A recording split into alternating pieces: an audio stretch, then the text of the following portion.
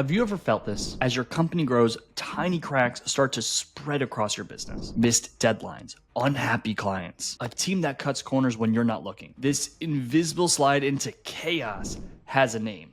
The drift. And most founders never see it until it's too late. Let's break down how to spot it early and how to stop it for good so you can start building a business that you're proud of again. For those of you that don't know me, my name's Jordan Ross. I'm the founder of 8-Figure Agency. We're a growth consultancy and portfolio that helps business owners build businesses that can grow and work without needing them.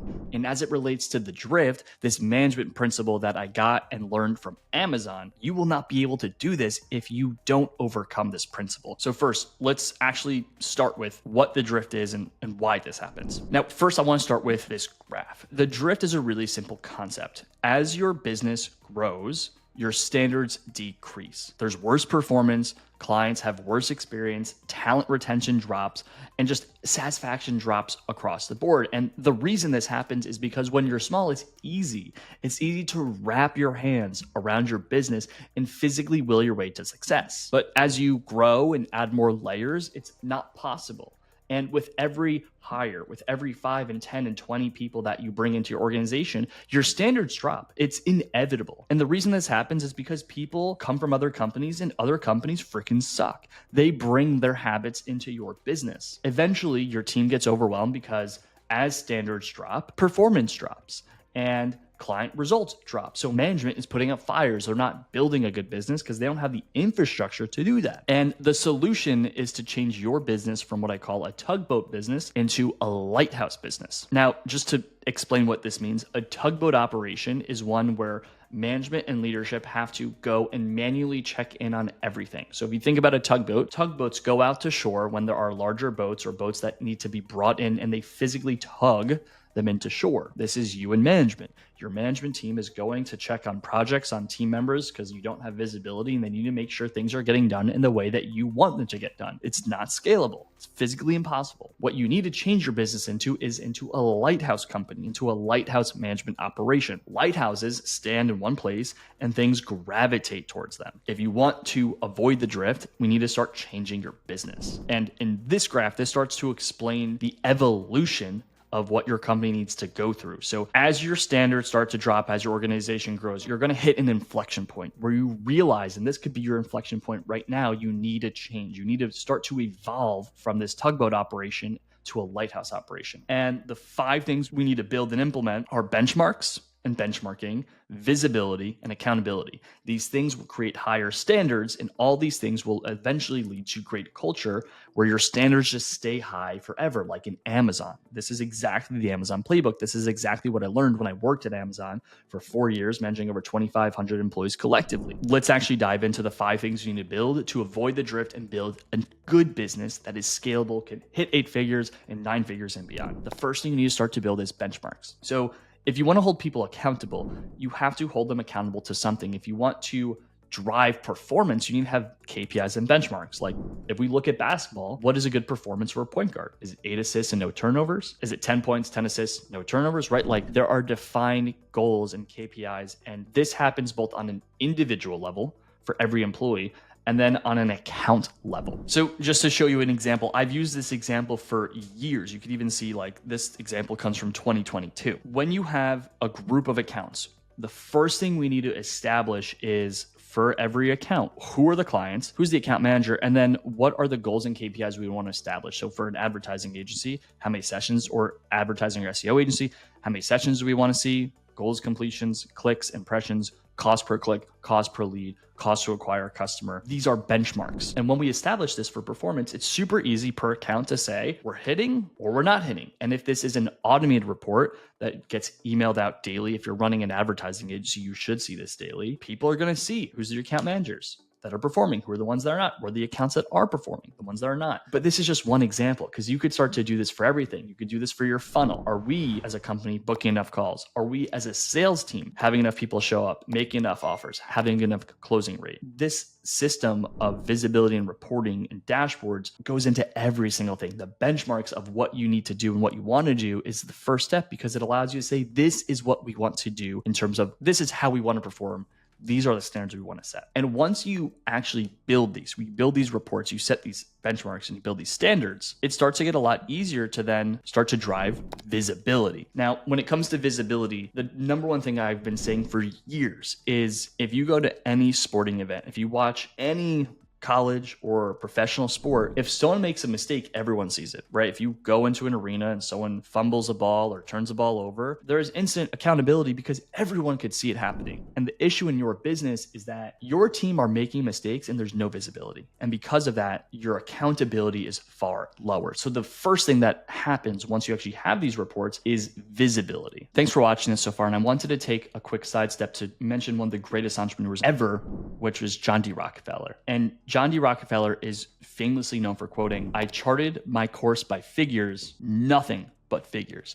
And as it relates to benchmarking and visibility and accountability, the data of your company and the financials of your company are critical. If you do not have accurate financial reporting, you'll never be able to build something of substance. And all of that starts with your bookkeeping. I started 8-Figure Finance because I had 4 years of tax returns that were filed incorrectly because I had a bookkeeper and I didn't know because my CPA who worked for the IRS never caught it and never escalated because he was drowning. And I started 8-Figure Finance because I learned that this industry is riddled with poor providers because none of them understand how to avoid the drift and none of them understand how to run operations at scale. And at 8-Figure Finance, we're one of the top 1% accounting, bookkeeping, and financial service firms that will allow you to have faith and trust that your numbers are correct. And not only that, you're going to get some free complimentary reporting on month-over-month analysis and performance of your data. And if you're watching this and are doing at least 7 figures, we will perform a free financial discovery of your books and financials to make sure that everything you have and everything you do is actually run correctly. Thank you. And now back to the video. There's a few different ways to drive that visibility. I already mentioned a few of them, but first and foremost, on a daily basis, do we have some form of reporting that shows individuals what they own, their accounts and their performance, and are they hitting expectations? Are they missing expectations? This should either be sent in Slack or sent in email, and everyone should see this. These reports should show up in your operations meeting. So when you're going into a meeting where you're reviewing your accounts, your team members literally report out on their accounts. The visibility, the social pressure drives accountability, right? Because we as social beings, we don't want to be the one person who's underperforming. And a lot of times in any organization, you're going to have bottom 5 and 10% performers that can't handle that. But just by bringing visibility into your meeting structures, you're going to instantly change. And from this, accountability automatically gets better because your team members know that everyone's going to see their performance. The managers are going to see their performance. They have to talk about their performance. So performance starts to rise. So I want to give you some very tactical things once we have this structure set up. First is daily reporting. So I've already said it, but at the end of every single day, team members, in addition to the automated reporting, team members must submit an end of day checklist. This is something I've spoken about for years in my companies, but it does not change. This is something that we did at Amazon. I'll show you a really simple example from one of our old Cinework checklists from years ago, but each one of my admins has to complete this, fill this out, and send it. And every team member, every single person on my team has a checklist. You could automate this, you can manually do this, but when there's a visible mechanism to hold team members accountable to their qualitative and quantitative outputs that we know they need to have, it's super easy because as a manager, if you could just see, did my team members do everything? They are going to tell me if they did everything because they're going to submit their checklist. If someone lies, it's pretty much an auto termination. We bring that reporting down to the individual, and the things that should be in there are their goals and KPIs and qualitative and quantitative things you need to see them to be successful every day. You bring that in, performance rises immediately. The second thing is your operations meetings. Most operations meetings are a manager coming into a meeting, they have their team surrounding them, and they drive a meeting. And that's not what we did at Amazon. The Amazonian model of running a proper meeting is individuals come into a meeting where you have a dashboard, the KPIs and metrics, they're all just there. The KPIs for a group of accounts or a team could literally just is in there. It's visibly shown if it's physical or it's virtual. And instead of a manager running a meeting, the meeting cyclically goes around where each individual shares their performance. They talk about their group of accounts. If their accounts are hitting on all their benchmarks, they say, my accounts are hitting. Here's what I learned. Here's what I've done. I'm going to keep doing this. If they're missing specific accounts, they call out those things. These group of accounts are missing on these benchmarks. Here's why. Here's what I'm going to do to improve it, and here are my actions. From the actions that they set on the next meeting, they report on those actions. These are the actions they implemented. It worked. Here's what I learned from that. It didn't work. Here's what I'm going to change. This structure from a daily perspective and an operations meeting perspective changes the ownership on the individual, because now the individual, they're inclined to know their work, know their business, and know why things are breaking and how to improve it autonomously. Because if they don't, their peers are going to show up to that meeting and their peers are going to be doing that. So they're going to look like the odd man out. And now naturally they fall in line. Benchmarks, visibility, accountability. So these are some of the initial things, but when it comes to like layering on accountability, there's a few more steps that when we do that, we really start to drive high standards. From a management perspective, accountability is one of management's core principles. Management, as I define it, are responsible for three things. They're responsible for making sure the operations plan is met, which the operations plan is a grouping of KPIs and data points that are predefined for a month or quarter.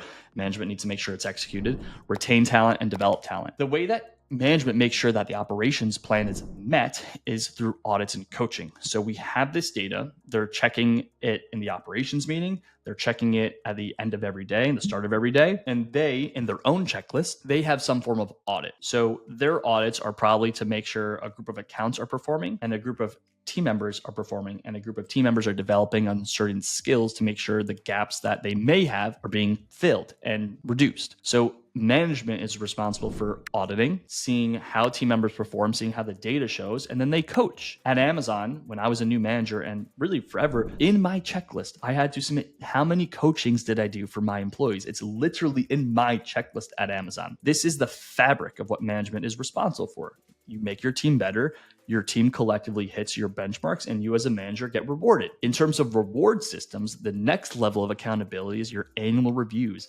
I find that incentives are critical to make sure that your team members are actually rewarded when they execute. And I have a video on this. We'll drop in the description below that I've recorded a few years ago, but the same principles still exist. An individual as a manager or an individual or just as an individual contributor, they need to have very specific defined goals and KPIs, quantitative and qualitative things that they need. When they do that, they should get ranked. You should be ranked in top tier, middle tier, bottom tier. Top tier is the top 10% of your organization. Middle tier is the middle 80. Bottom tier is the bottom 10. When you rank in the top 10%, you can get a raise, you can get a promotion. The way you get into the top 10% is through your daily, monthly, quarterly execution of these benchmarks, of these goals, of these KPIs.